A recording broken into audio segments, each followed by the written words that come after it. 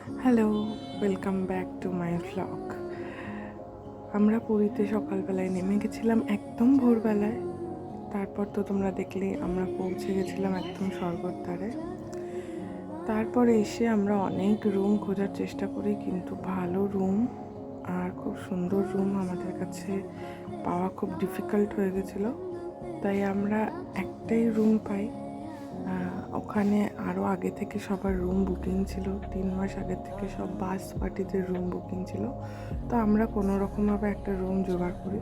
এটা আমাদের কাছে 5 দিনের জন্য বুকিং ছিল, বাকি জায়গায় 3 দিনের বেশি দিচ্ছিল না। আমরা রুমে এসে রেডি হয়ে বেরিয়ে গেছিলাম স্নান করার জন্য, সি বিচে যাব। তো বিচে যাওয়ার জন্য সবাই চেঞ্জ করে নিয়েছিলাম আমরা। তো আজকে ফার্স্ট ডে, আর ফার্স্ট ডেতেই বিচে যাওয়াটাই সবাই প্রেফার করেছে। সেকেন্ড ডেতে আমরা যাব পুজো দিতে। তো চলো, এই রাস্তাটা তো সবসময় ভিড় থাকে। অনেক দিন পর, অনেক বছর পর বেশ ভালো লাগছিল, কারণ জায়গাগুলো তো চেনাই, অনেকবার আসা হয়েছে, বছরে অনেকবার আসা হতো আগে। একটা লম্বা গ্যাপ দিয়ে আবার অনেক বছর পর পুরী আসা। সত্যি কথা বলতে রোজকার একঘেয়ে জীবন, বাড়ি, কাজ, কর্ম, এইগুলোর বাইরে আর কোথাওই কিছু করা হচ্ছিল না। সেই তুলনায় পুরীটা সত্যি খুব ভালো একটা হেল্প করে, প্রত্যেকেরই হেল্প করে। হেল্প বলতে জাস্ট একটা চেঞ্জ হিসেবে অবশ্যই একটা বড় পার্ট, একটা ভূমিকা তো থাকেই ঘুরতে যাওয়া। তো এই তো কথা বলতে বলতে আমরা একদম বিচে চলে এলাম। সত্যি বলতে আমরা প্রচণ্ড রোদ্দুর গরম তার আগেই ঘুরে চলে এসেছি পুরী। এরপরে আরও অনেক রোদ গরম সব বাড়বে। যাই হোক, আমরা এখান থেকে এখন যাব পুরো সি বিচে। তো চলো দেখা যাক।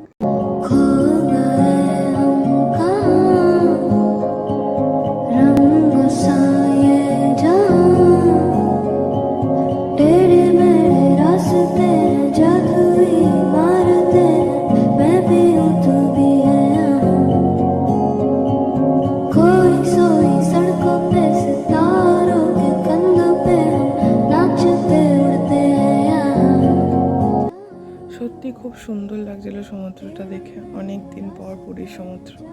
পুরীর সমুদ্র কিন্তু খুব সফট, দীঘা সমুদ্রের মতো নয়। পুরীটা আমার ভালো লাগে দীঘার থেকে বেশি। আর এখানে উটও ছিল আর ঘোড়াও ছিল, চাইলেই আমি উঠতে পারতাম বা চড়তে পারতাম, আমার কিন্তু খুব ইচ্ছাও হচ্ছিল। তারপর ভাবলাম থাক, ওদের শুধু শুধু কষ্ট দিয়ে লাভ নেই, সমুদ্রে ফোকাস করাই বেটার হবে। তো চলো দেখা যাক।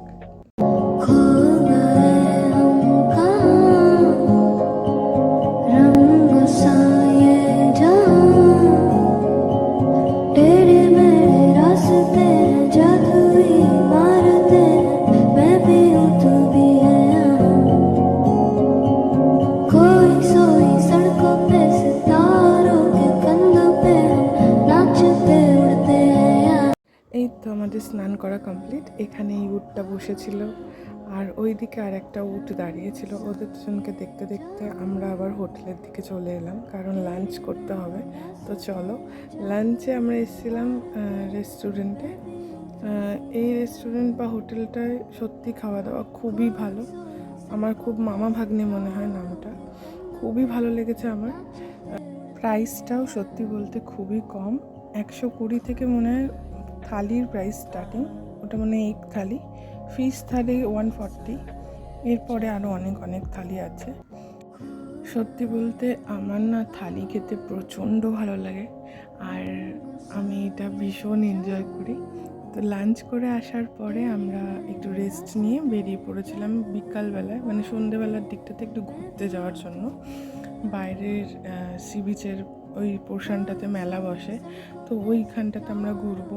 আমাদের যে হোটেলটা ছিল তাতে লিফট ছিল, তা মায়েদেরকে আমরা লিফটে তুলে দিয়েছিলাম আর আমরা সিঁড়ি দিয়েই যাচ্ছিলাম। তো চলো দেখি কি কি দেখলাম ওই মেলাতে, শেয়ার করব। তো দেখতে থাকো।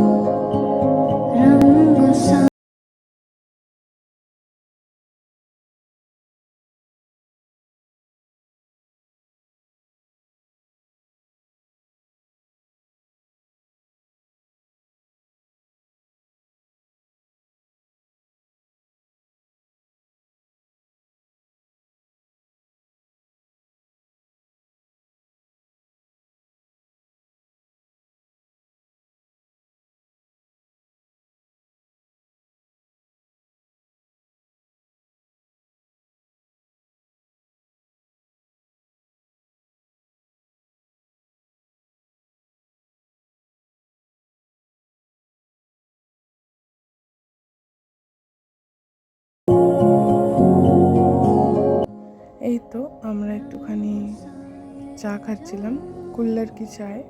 হ্যাঁ, এইটারই 15 প্রাইস ছিল। আর মোমো আইসক্রিম ছাড়াও আমি খেয়েছিলাম মাছ ভাজা, যেটার এক্সাইটমেন্টে আমি ভিডিও ফটো কিচ্ছু তুলতে পারিনি, ভুলে গেছিলাম।